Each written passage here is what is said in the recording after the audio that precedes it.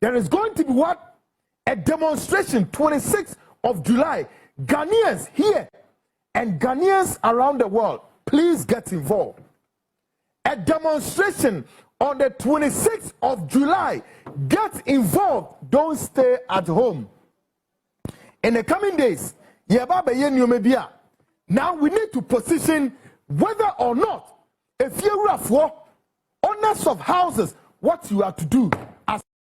First of all, a new date has been set for the demonstration. You understand? And the new date is 26th July 2025 at Obra's Spot at Accra. Now, any Ghanaian that will not come out for this demonstration, any young Ghanaian, let's forget the old people, but any young Ghanaian that will not come for this demonstration, it's a liability. Seriously, you are in your house and things are going wrong in the country, and you say you will not come out for this demonstration, excuse me to say, you are a liability to the nation. So on the 26th, I expect to see massive crowd at the Obra when the demonstration was postponed from the 19th. You see these Nigerians online saying nonsense, saying rubbish, saying nonsense, saying despicable things. So if I don't see any, these young Ghanaians, if you don't come out for this demonstration on the 26th, let me tell you that you are a liability. Do you know what is making me more angry? I saw one Igbo guy with dreads. He has some disorganized teeth in his mouth. His teeth is disorganized with dread. If you hear what that guy was saying about Ghana and Asantehini, look, your soul will bleed. Saying despicable and nonsense things. Saying rubbish. The most developed state in Nigeria is Lagos State too, and that one belongs to the Yorubas. But you see them here, Igbos are business minded. Go to your home, go to your country and go and do the business there. Who wants you here? Look, there are a lot of nationals in this country, but it is only these people that are disturbing. It is only them. Then they'll say they are Ghanaians in Nigeria. The Ghanaians in Nigeria, no, are they causing the havoc you are causing here? They say they are selling, Ghanaians are selling puff-puff in Nigeria. The puff-puff that they are selling in Nigeria there, are they causing any trouble in there? Do you see any Ghanaian that's saying he wants to build a kingdom? That's what you are doing in our country. We don't like it. You are rather saying despicable things against us. And if you decided to take action, they'll say xenophobia. They'll say you hate them. Meanwhile, when the Vietnamese police were sacking them, they are keeping quiet. So if I don't see you Ghanaians on the 26th for this demonstration, I am saying it without any apologies. You are a liability to the nation. You are a liability. And to the landlords, that because of small additional money, you'll be giving out your houses. Get up.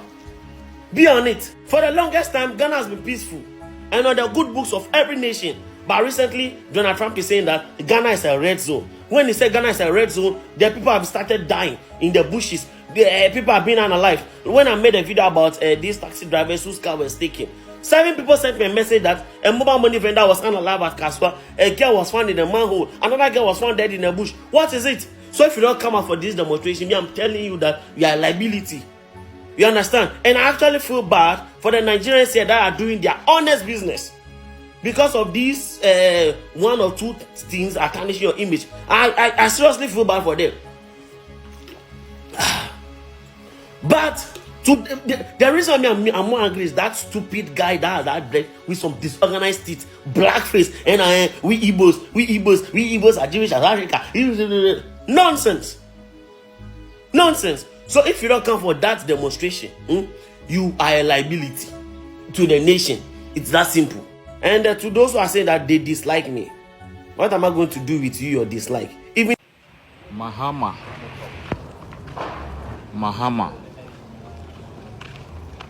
About these Nigerians, if you don't take action, we the youth will take our own action. Immigration service, if you don't get these Nigerians out, we will take action. And honestly, immigration service, what are you doing for this country? There are so many undocumented Nigerians in Ghana here. How did they get here?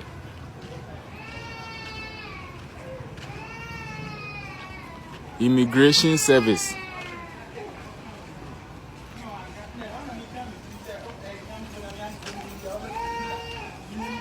Immigration service. How did all these undocumented Nigerians get here?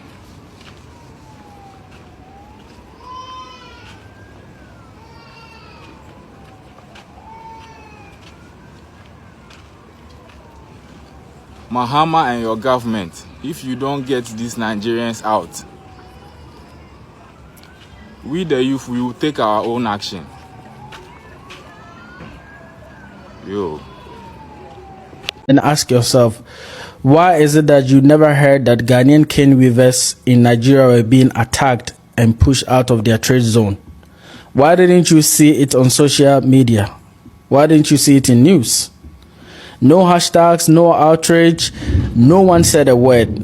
You didn't hear about it, not just because it didn't happen, but because Ghanaians don't cry for attention. We don't play victims. We don't turn every issue into noise. But maybe, just maybe, we should have. Because while we kept quiet, our people were suffering. In Lagos, Nigeria, hard-working Ghanaian cane weavers, artisans who brought only their hands, their skills, and their peace were harassed, extorted, pushed out of markets they helped build. They were beaten, overcharged, denied business permits, and targeted simply because they were Ghanaians, not just because they disrespected the law, not because they caused problems, just because they weren't Nigerian. And the worst part, this happens in 2022. There is a video evidence, okay? But no one posted it. No one said a word. Not the media, not the so-called Pan-African voices, not even our leaders, not you or me. Why? Because Ghanaians don't play victims, and maybe that's why nobody actually really listened to us. But today, that silence really ends. Watch this video with me. The first time I was here to locate the Ghanaian cane weaving community, the Nigerian told me point blank that these Ghanaians would steal my money. I was curious, and I wondered why these two nationalities which share the same profession would have such level of animosity between them. And I'm here to find out why. This is Monkey Village, right here in Mende, Maryland, Lagos, Nigeria. In what appears to be the outback of the area, Ghanaian cane weavers are not allowed to venture beyond these parameters. While Nigerians are allowed to display their products, Ghanaians serve as laborers who manufacture these cane products for a fixed price. 54-year-old Adeyemi Bolarinwa concentrates hard as he weaves his baskets. His calloused hands work deftly, and in a matter of minutes, he finishes one of his orders. Bolarinwa's father is Nigerian, but his mother is Ghanaian. Despite his being a Nigerian, Bolarinwa cannot sell his products directly to buyers. He can only sell to a group of Nigerian cane weavers, who in turn sell directly to customers. It's a rule among the Cane Weavers Association here, which restricts non-Nigerian cane weavers from dealing directly with customers. They brought some job for one Nigerian man, according to the history, from 1986. Then the man delayed the job, and they saw another Ghanaian man. They went to, as a Sheraton hotel. So they went to the Ghana man. The Ghana man did the thing in time as they want. So the contract will go to that Ghana man. So then, those people are the indigenous, work against foreigners that you can share a place together. So the moment they granted that law still work from 86 up to by this time. So Ghanaians don't have any choice to meet customer or something like sell in direct. So always we are in backyard that when they receive the order, they come and give us a job. That's the situation where we are facing now. A stranger cannot be like citizen, so we have no choice, and there's no any help. Because if someone came that we want to give you advance, you used to tell the person that this is my foreigner, you need to take your money around or something like that. So we have no choice. We are then in panic. And we just manage it because that's a handicraft. That's a hand job. That's my professional. No, actually, it's my professional. So anyhow, bear it. I'll manage it. We used to let people from Ghana embassy to come and interview us at times. But there's no help. There's no help. We try a lot.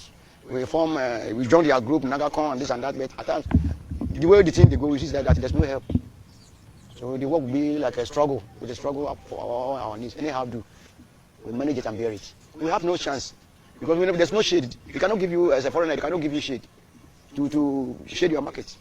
They share by themselves. Kwaku Noah is another Ghanaian cane weaver in Maryland. For 15 years, Kwaku has struggled to make ends meet due to the trade inequality he suffers. Maybe the price we have to sell for woman as this back here. If I did roadside, one day, God goes see me about a better customer where I can sell for the person where I could see gay pass where I did. So it affects us. So if we are on the roadside, I'm sure say we will see better customer pass, better price pass, what we are gaining as the back here. Fed up with the unpleasant situation, a number of Ghanaian cane weavers have either moved back to their home country or adopted other trades. Now the once boisterous community has become a shadow of itself. Before, we are more than 20 or 30 people. Right now, remember, maybe roughly I can say about 5 or 4 people now. We are more than 37, but there's no balance. You know, they get any assist to support the work. Everything I'm on now. So if you know get any way to get something assist your business, you can go forward. So and I know they're easy for us. As you can settle another side like that, it's money. Because to get a place to stay, it's money. But how to money no day on like that. To confirm these allegations and to understand the root cause of the act of discrimination against the Ghanaian cane weavers in Maryland area of Lagos, I paid a visit to the chairman of the Cane Weavers Association in Maryland, Dennis Omadide. Surprisingly, Omadide confirms everything we've heard from the Ghanaian cane weavers. He explains that the Ghanaians are restricted for 2 major reasons. They work fast and they charge less. These 2 factors, he says, will disrupt the profit margins of Nigerian artisans. To make the market so polluted, that's what I mean. But they produce fast. They produce fast. Yes, so by the time you try to draw a kind of item that will come to market, it's like this. Then when they overflow, then the market, that market will not depreciate on that area. The reason why we do that, they are trying to frustrate the market in terms of sales in the beginning. So that's why we notice that instead of that to happen, let us stay on their own, then we should stay on our own. Omadide says while the migrants are not allowed to mix with Nigerians and display their trade, they are however free to establish their business in other locations. That is the normal procedure, the constitution, what we have. That when they come, they will work for us. We normally collect basket from them to sell to our customer. So we don't want them to close to us in that way. It's like they will know how much we are selling to the other. So that is why they not do it. But for now, it is old. For now, they have access free, direct to customer. But they are not the midst of us here. Some day for Abalikoro, some day are turning down. That is how. So whose responsibility is it to protect the interests of Ghanaians in Nigeria? We had requested an official response from the Ghanaian consulate in Lagos to find out if the mission is aware of the discrimination and what it is doing to stop the menace. TV 360 Nigeria did not receive an official response from the Ghanaian consulate, but in a meeting we had. So now you've seen it, you have heard it, and you can never deny this. Our people are being humiliated, pushed out, silenced, and all we asked for was a fair chance. Meanwhile, Nigerians come to Ghana every day. They open shops, run business, do retail, even crown themselves as chiefs and be wanting to build kingdoms in our towns and have 16 chiefs in all the 16 regions. We don't even chase them out. We don't blame them. But the moment we say, please respect our laws, they shout louder than those who are actually being wronged. We are called xenophobic. We are called tribalists. But let's ask an honest question. What about how you are treating our people in Nigeria? You see, this is not hate, this is exposure. This is not about division, but this is about the truth. Because silence is no longer an option.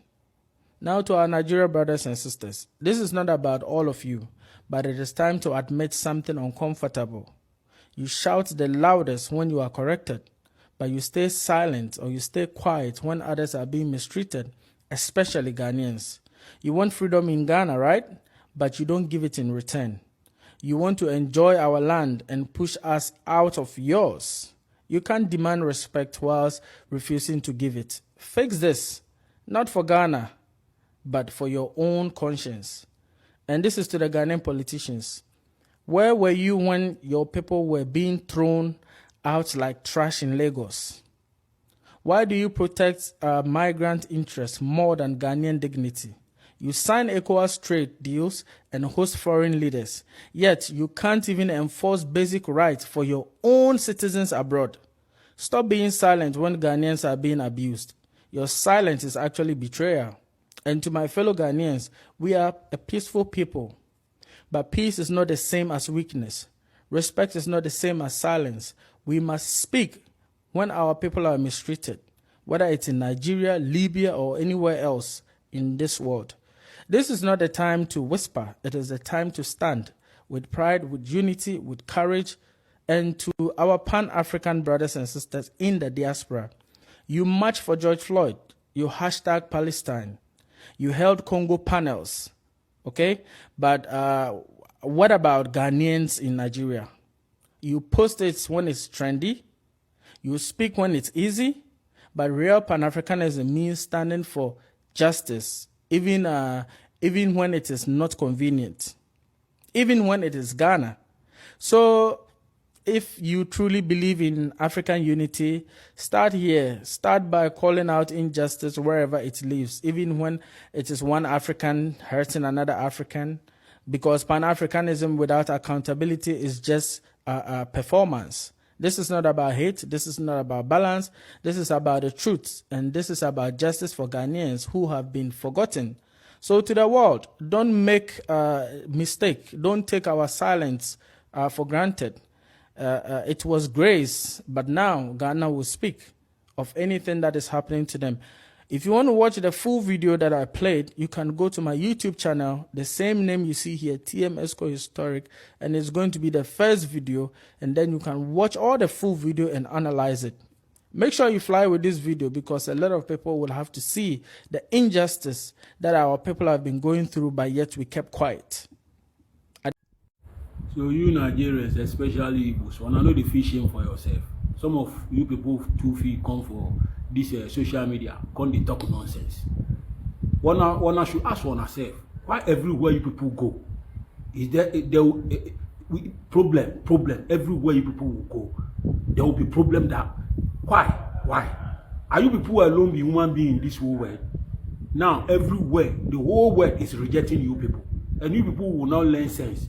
You get some fools, some old men with gray hair who come on social media, just they come, they speak stupid things. You people think we will leave Ghana for you people? Okay, you people think say we weak. Okay, we dey wait for one. The time will come. Now so we will be you. Even the white people, they no fit us. No be you idiots. So we make you people dey there, they yarn. Time will come, you people go dey run. As you people send us off from Nigeria. Now so we go dey do to you people. Mumu people. Criminals and murderers. Welcome back to Gist9. We've heard what these people have to say, and it's so glaring that tensions are rising again between Ghanaians and Nigerians as news spreads that a protest has been scheduled for the 26th of July 2025, where Ghanaians are demanding that Nigerians must leave their country. And this protest appears to be linked to the recent controversy which we are all aware of about the installation of an Igbo king. Now, it's very important for us to look at this issue objectively and with clarity. Now, I want to ask, why do you even think Ghanaians are angry? For some Ghanaians, the idea of crowning in Nigeria, and especially an Igbo chief in Ghana, feels like a slap in their face. They see it as disrespectful to their traditional institutions and a direct challenge to their sovereignty and cultural identity. There's also growing frustration around what they describe as Nigerians taking over their markets, also music scene and even local businesses. In their eyes, the protest is not just about the Igbo king. It's a boiling point of years of perceived dominance by Nigerians in various sectors of Ghanaian life. The protest for them is a way of reclaiming their space and reminding foreign nationals that Ghana has its own laws, traditions and values that must be respected. But some Nigerians are saying, are they supposed to be blamed? Because while the anger may feel valid to those who are upset, it's totally unfair and dangerous to paint all Nigerians with the same brush. The actions of one person or even a few should not be used as a reason to chase out thousands of innocent Nigerians who have lived in Ghana peacefully for years. Many Nigerians in Ghana are there legally, contributing to the economy, paying taxes, running businesses and building communities with locals. We also need to ask, was the Igbo king imposed on anyone? Or was it a cultural title for Igbo people living in Ghana? Just like how other communities have ethnic leaders in foreign lands for organization and identity, which was even showed here that they had a festival recently, either the Chinese or thereabouts. These are complex issues that can be solved with hatred or mass protest. So moving forward, I feel the Ghanaians have the right to express their feelings and protect their culture. It's not wrong, and that's non-negotiable. But Nigerians living in Ghana also deserve to feel safe and protected, especially when they haven't done anything anything wrong. We saw a video recently of them coming to destroy some Nigerian people's shops, and that's not fair. So this issue should be addressed through dialogue, not division. Leaders on both sides should also come together, speak with their people, and calm the situation down before it gets out of hand. So the July 26th protest might be aimed at sending a message, but let's hope it doesn't lead to violence or innocent people being targeted. Because in the end, Ghana and Nigeria are more than just neighbors. We are brothers and sisters with shared history, culture, and dreams. So let's not let hate destroy that bond. Let's listen to what other people have to say about this. But before then, let me know what you think in the comment section, and please like, share, and subscribe. Because without a method, analysis would not be concrete enough. So when any issue comes up, the first thing to do is to distill the principles. And then on the basis of the principles, you can proceed to do a concrete analysis of whatever issue there is. Now, one,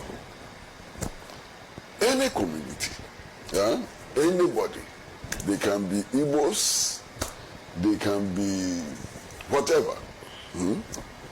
If they go into another community and decide to create an enclave for themselves, what are the principles involved?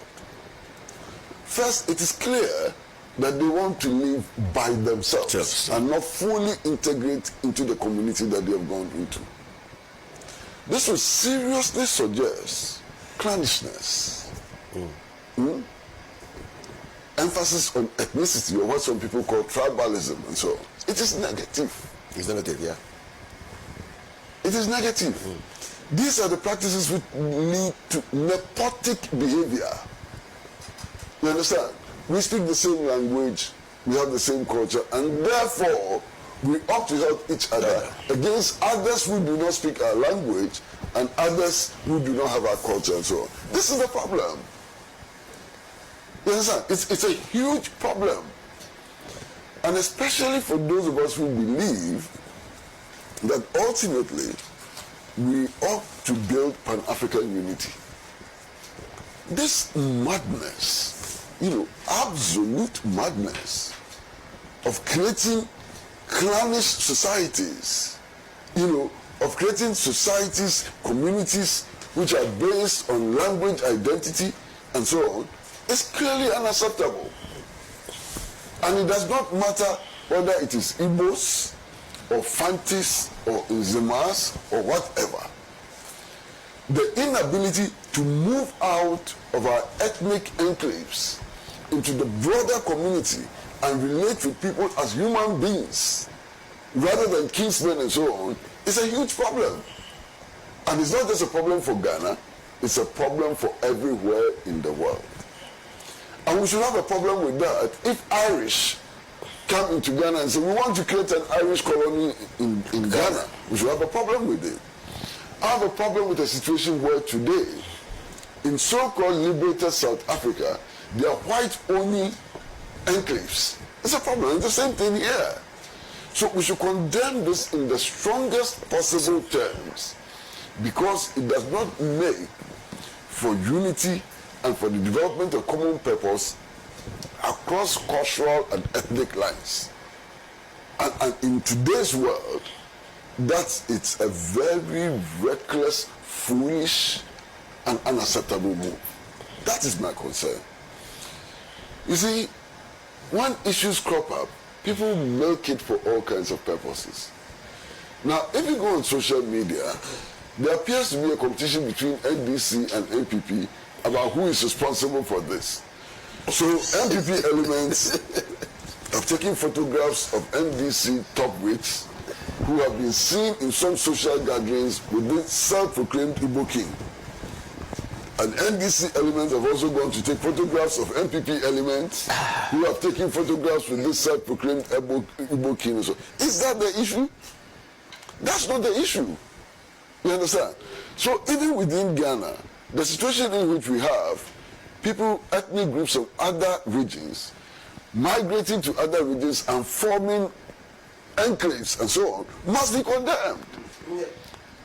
I am completely disgusted, with provisions of on our constitution, which seem to institutionalize this attempt to see everything from a tribal and ethnic perspective. I'm worried about it. What do I care? If tomorrow Ghana has a government which is composed 50% by Nzemas and is improving access to education, roads are being constructed, healthcare, access to healthcare is improved, people's living standards are raised, there's no discrimination against anybody on the basis of ethnicity and so on. What is my problem? And indeed, these forms of representation are meaningless. Masa, you are a Dagumba, ally. When you became Minister for Lands and Natural Resources, what special thing did Dagumbas get which others did not get under your ministerial direction? You were there to serve Ghana. You were there to serve Ghana. You were there to serve Evers, to serve Fantis, to serve Gas, to serve Nzumas, to serve Dagatis, and so on. But the insistence that a Dagoma must necessarily be present in government is foolish. The insistence that a Fanti must necessarily be present in government is foolish. Because bottom line, and when you go to a cabinet meeting, you are taking decisions. You are taking decisions which will be in the best interest of the NDC.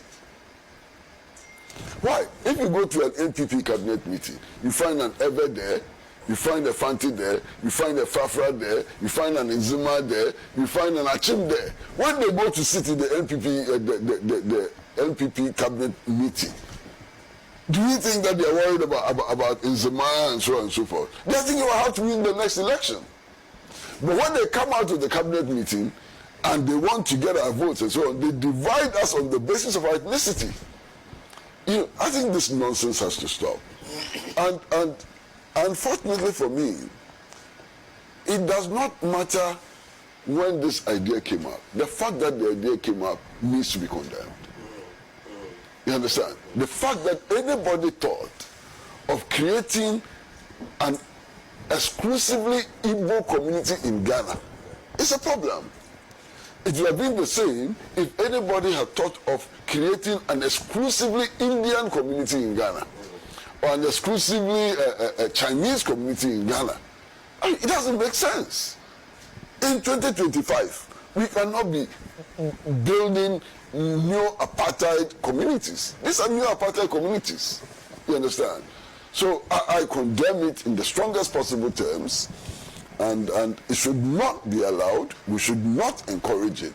It is not in the interest of the world for us to begin to build our societies on the principles of apartheid. Let's stop trying to justify things that don't add up. Let's stop trying to justify things that are aggravating and inciting. We understand that even the Igbo community in South Africa, some South Africans have a problem with the Igbo community and Nigerians for reasons like this. No, we've not always had Igbo kings in communities. We don't have Igbo kings in the United States because we have sense here. We are smart here. We have sense. We understand the Igbo way. What do you mean by Igbo king? It's a problem. It's better to call the person a spokesperson or a chief. Igbos don't have kings. I don't know why some of you Igbos, so you people are part of the people causing problem for the rest of us. You go to a place, Ibido king,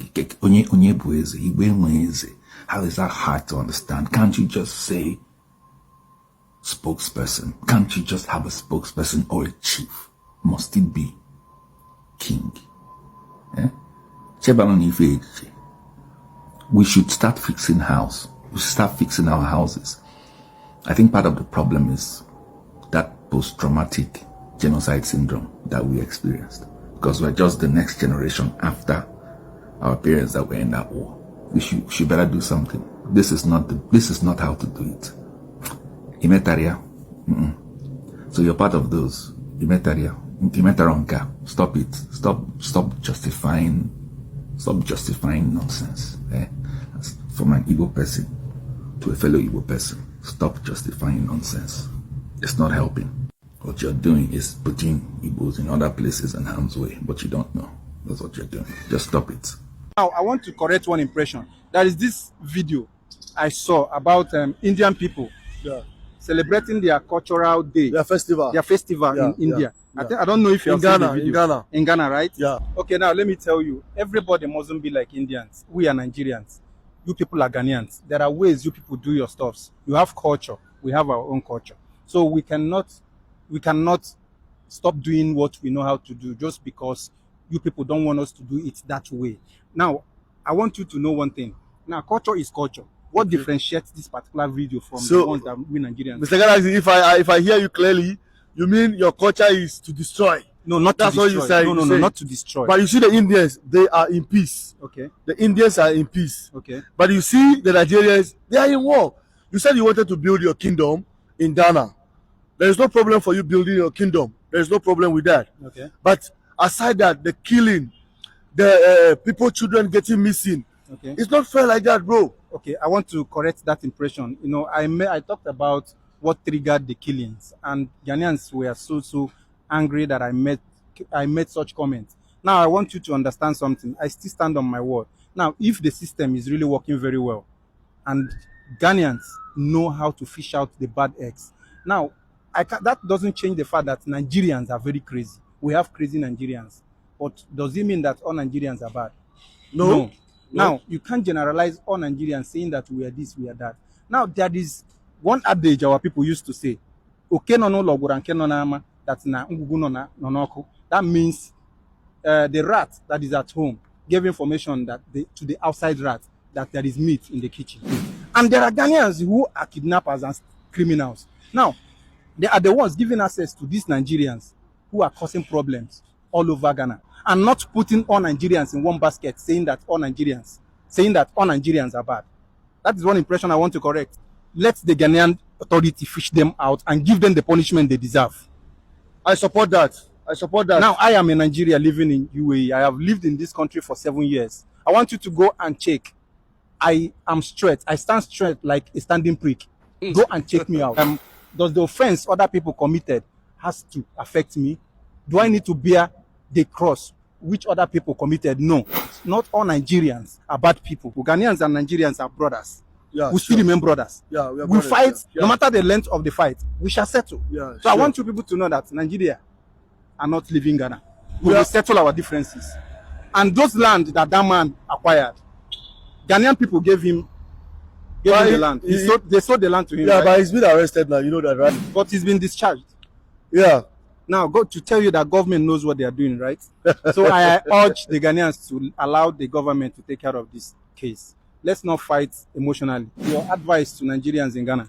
We need peace. The only advice I have for my fellow brothers, the Nigerians, we need peace in Ghana.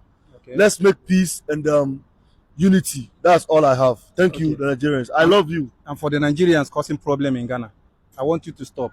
And I want the Ghanaian government to go after them. Catch them, deal with them, send them to Nigeria. That is where they belong. If they are causing problem, they are not with us. They are not part of us. These are the bad eggs committing problem, causing problems for all Nigerians all over the world. We are good people and we still remain who we are. No, you're right. But I need to correct one or two things. Okay. You should know Ghana is your elder brother. Okay. You know? Why? How? You know, because, you know, Ghana, we had our independence first before you had yours. Okay. You know, so we are older than you for, let's say, 2 years. Okay, 2 years. I want to ask you one question. Yeah. If you are my elder brother, I'm your younger brother. Okay. And I am ready for marriage. I'm ready to get married. Okay. And you are not ready. Okay. Now, I get married before you and start bearing children. Does that make me older than you? But for that one, it doesn't matter. It's not, you don't have to compare that one. You don't have to bring that one. We are still